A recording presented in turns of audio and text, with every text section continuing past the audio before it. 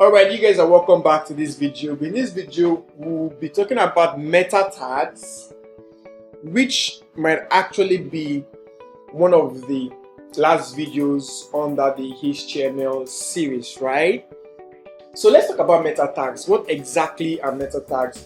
You've seen a lot of meta tags in here, but probably it have not done to you that, okay, this is what meta tag is used for. So I'll try to explain these meta tags in this particular video. Now, the first meta tag that we have here is the character set meta tag that set our character set to UTF-8 character sets, right? This meta tag allows us to use like stuff like all those HTML entities, symbols, and emojis. Now, this other meta tag that we have here, which has two attributes, the HTTP equivalent attribute and the content attribute. This one is just for Internet Explorer Edge. Then the second meta tag, which is very important meta tag, is this viewport meta tag. So now the regular meta tag always have like name and content. That is like the regular meta tags. Now the name of this particular meta tag is called the viewport, and the content is width is equal to device width, initial scale is equal to 1.0. Now in terms of responsive designs, right, this particular line 5 meta tag allows us to create responsive design. Now I will give us scenarios.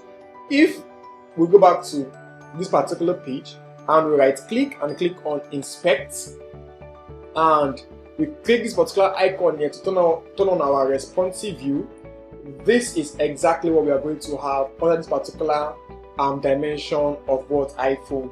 Right, this is because of this viewport, it is being turned on. So let's comment it out.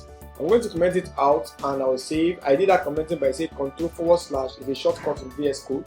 Then I'm going to like reload this and see if everything is going to give us basically the same way. Let's go back and let's do this again without the particular viewport. And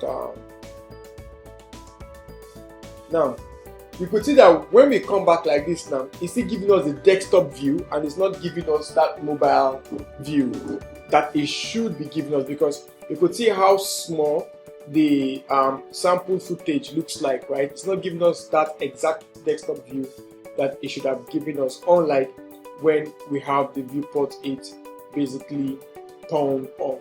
So one way to create responsive mobile is ensure that you have your viewport meta tag on. Now, two other most important meta tag I would love to talk about is number one, in terms of SEO.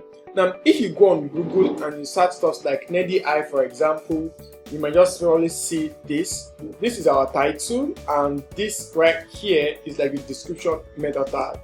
So now meta tags also allow the web page to communicate with search engines like Google. And we have this particular meta tag that does that. Now, in this meta tag, if I'm creating it, I'm going to say meta, and the name of the meta tag that does that is called description. So I'm going to put it like this: description and content. So the content of this meta tag will be what would appear on Google as your description, or any other search engine as your description. And apart from that, again, meta tag allow us to also allow when our link is shared across social medias for some auto-generated content to appear. For example, when you share a particular website or a link on Twitter, Instagram, or any social media platform, you see a certain link appear, right? So that gives us when we want to learn about item property meta tag. For example, we search for item properties. It's a special meta tags that we use for Google, right? So you want to actually take that SEO or something of that nature, you can search for it, you see item properties. Why that of Facebook and Instagram is called open graph. So you might want to search for open graph and build up on the open graph meta tags, right? So the open graph meta tag is provided to us by Instagram and Facebook, so that whenever we share our URI or URL on these particular platforms, that auto-generated content comes up both for images and also both for, let's see this particular article, both for images and also both for content. You could see is the meta tag that allows us to create this auto-generated content on Instagram. And the explain here is called property. So you see property, OG, the title, the description, and the image. So these three particular meta tags, let me just copy it. Oops. And paste it in there. So if I copy this and I come over here and I paste it like this, so this is open graph. So this will serve as the auto-generated content when this particular web link is shared on Instagram or shared on Facebook, right? So we have item property, that for item. Why for Twitter is called Twitter cards, right? So you guys can search for Twitter cards, Twitter meta tags, or better still, you can just search for Twitter cards or Twitter meta cards, stuff like that. Get started with cards and stuff like that, so you should be able to see it, how you can actually attach all of these stuff to your web page, right? So you're able to see name, Twitter card, content summary, blah blah.